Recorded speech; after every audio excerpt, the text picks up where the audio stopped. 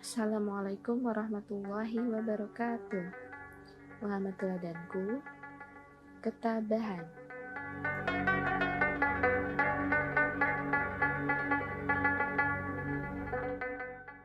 Sebelum kita mulai, marilah kita mengucap basmalah bersama-sama. Bismillahirrahmanirrahim.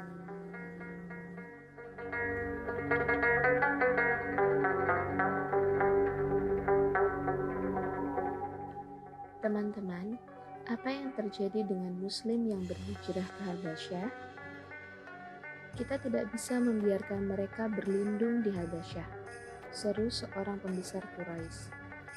Dengan perlindungan yang diberikan Raja Najasyi, aku khawatir mereka akan bertambah kuat dan membahayakan kita. Kirim utusan kepada Najasyi, sambut pembesar yang lain. Bujuk dia, katakan apa saja agar dia memulangkan para pengikut Muhammad itu. Amr bin As dan Abdullah bin Abi Rabi'ah diutus menemui Raja Habasyah Najasyi. Tiba di Habasyah, mereka mempersembahkan hadiah-hadiah berharga untuk raja dan para pembesarnya. Paduka raja, kata mereka, kaum muslim yang datang ke negeri Paduka ini adalah budak-budak kami yang tidak punya malu.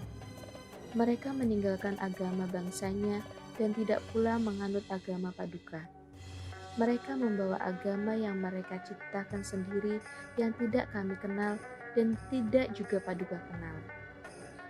Kami diutus kepada Paduka oleh pemimpin-pemimpin masyarakat mereka, oleh orang tua mereka, paman mereka, dan keluarga mereka sendiri, agar Paduka sudi mengembalikan orang-orang itu kepada kami. Kami lebih mengetahui betapa orang-orang itu mencemarkan dan memaki-maki Tuhan-Tuhan kami. Sebenarnya, kedua utusan itu telah menyogok para pembesar istana untuk membantu mereka meyakinkan raja. Namun, Najasyi adalah raja yang bijaksana. Dia sama sekali tidak terpengaruh hadiah-hadiah yang dibawa kedua utusan Quraisy. Dia tidak mau mengusir kaum muslimin kembali sebelum ia mendengar sendiri apa alasan mereka pergi dari Mekah. Bawa para pengungsi itu ke hadapanku, perintah Najasyi.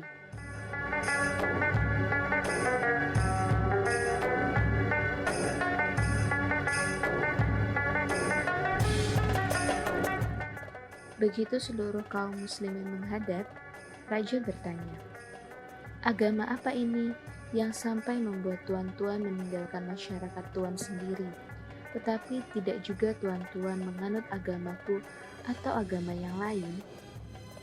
Teman-teman, jawaban kaum muslimin akan menentukan apakah mereka bisa meyakinkan raja atau mereka dipaksa keluar dari Habasyah sebagai tawanan Quraisy. Saat itu, yang menjadi juru bicara kaum muslimin adalah sepupu Rasulullah yang amat tampan, Ja'far bin Abu Thalib.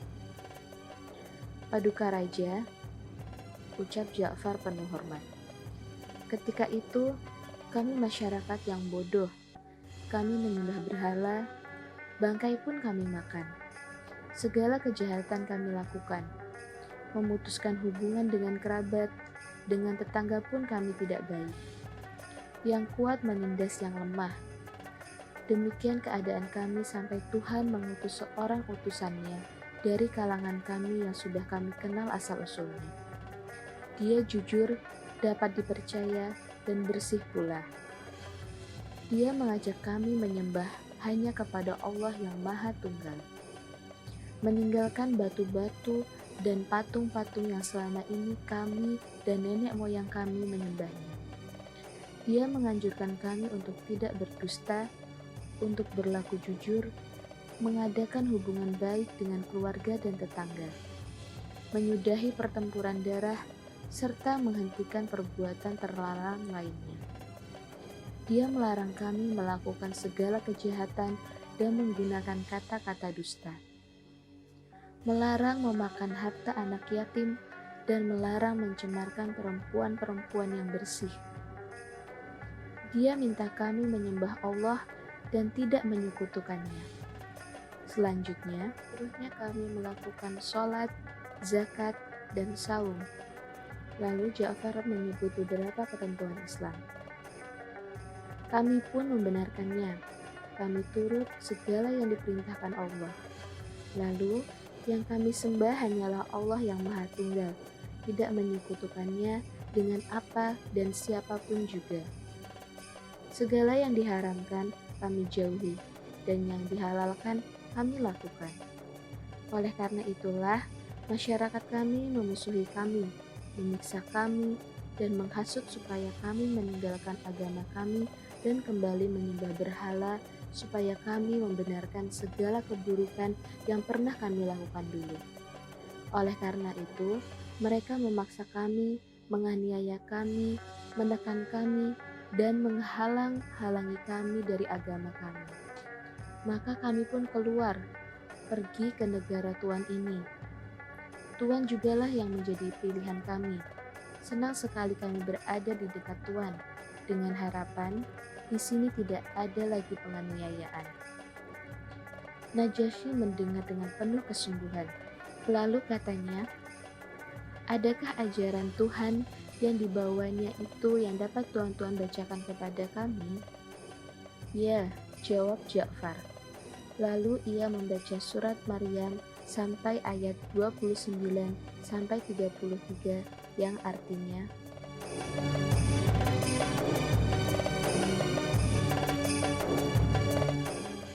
lalu ia memberi isyarat menunjuk kepadanya. Kata mereka, bagaimana kami akan bicara dengan anak yang masih muda belia? Dia Isa berkata, aku adalah hamba Allah. Diberinya aku kitab dan dijadikannya aku seorang nabi. Dijadikannya aku seorang pembawa berkah di mana saja aku berada dan dipesankannya kepadaku melakukan sholat dan zakat selama hidupku. Dan berbaktilah aku kepada ibuku, bukan dijadikannya aku orang yang congkak, yang celaka. Bahagialah aku tak kala aku dilahirkan, tak kala aku mati, dan tak kala aku hidup kembali. Quran Surat Maryam ayat 29 sampai 33.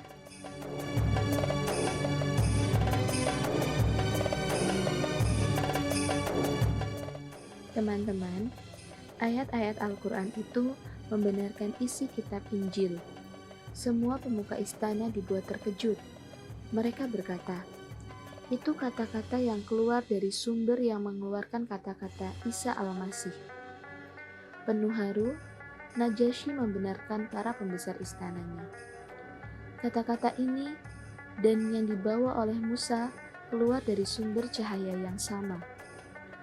Najasyi berpaling kepada dua utusan Quraisy.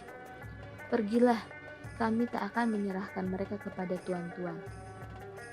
Kaum muslimin saling berpandangan penuh syukur.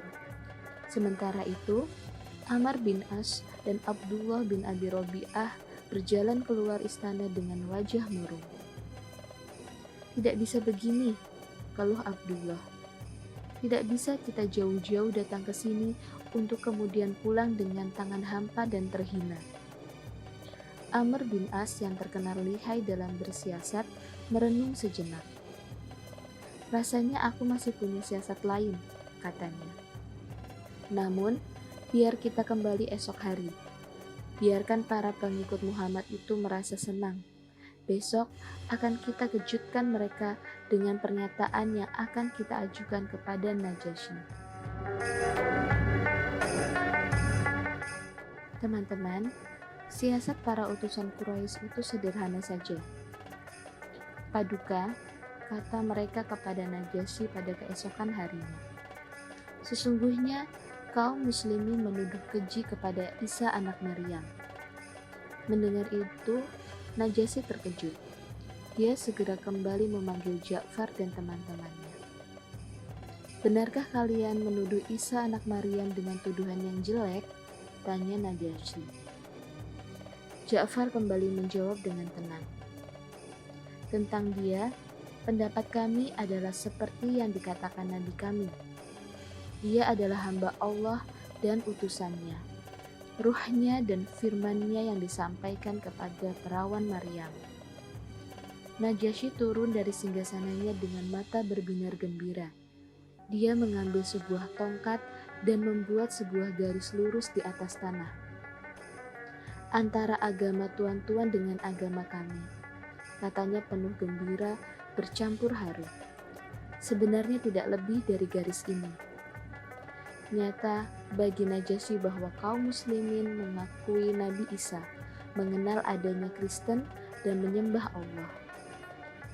Kedua utusan Quraisy pun pulang dengan tangan hampa. Tidak ada lagi celah bagi tuduhan atau siasat yang dapat mereka lancarkan. Pil pahit ini akan segera sampai kepada para pemuka Quraisy di Mekah. Setelah itu, kaum muslimin tinggal di Habasyah dengan perasaan aman dan tentram.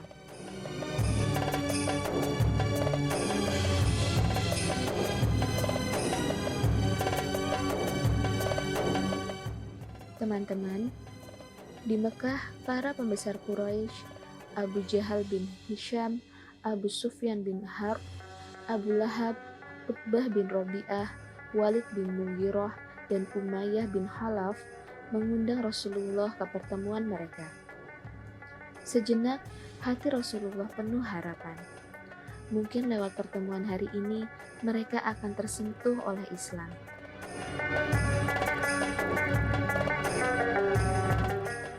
Alangkah kecewanya Rasulullah ketika lagi-lagi yang mereka tawarkan kepadanya adalah soal harta dan kekuasaan.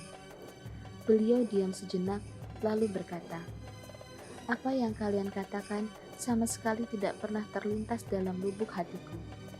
Aku datang memenuhi ajakan kalian untuk mengadakan perundingan. Tidak ada maksud sama sekali untuk mencari harta kekayaan, tidak pula kemuliaan dan kekuasaan. Allah telah mengutus diriku sebagai utusan bagi kalian semua. Jika kalian mau menerima ajaran-ajaran yang kubawa, hal itu merupakan keberuntungan kalian di dunia dan di akhirat. Jika kalian semua menolak, aku akan bersabar hingga Allah memutuskan persoalan yang terjadi di antara aku dan kalian." Para pembesar Quraisy itu mengerutkan kening. Lagi-lagi Muhammad bicara tentang Tuhannya. Salah seorang di antara mereka pun berbicara, "Marilah antara kami dan engkau mengadakan kerjasama dalam persoalan ketuhanan ini. Jika yang kami sembah lebih baik daripada yang kamu sembah, kami akan memperoleh keuntungan darinya. Jika yang engkau sembah lebih baik daripada yang kami sembah, engkau akan memperoleh keuntungan darinya." Orang itu menarik nafas sejenak, lalu melanjutkan lagi, "Maka engkau harus menyembah Tuhan-Tuhan kami dan menjalankan perintah-perintahnya. Kami akan menyembah Tuhanmu dan menjalankan perintahnya." Rasulullah tidak menunggu sejenak pun untuk menanggapi. Beliau mengutip sebuah ayat Al-Quran. "Tidak, aku tidak akan menyembah yang kalian sembah. Kalian pun bukanlah orang-orang yang menyembah apa yang aku sembah. Bagi kalian adalah agama kalian, bagiku adalah agamaku." Perundingan pun buntu. Para pembesar Quraisy itu merasa tidak ada jalan lagi untuk melakukan perubahan. Mereka merasa harus mengambil tindakan keras. Begitu kerasnya sampai Muhammad dan pengikutnya akan meminta ampun kepada mereka.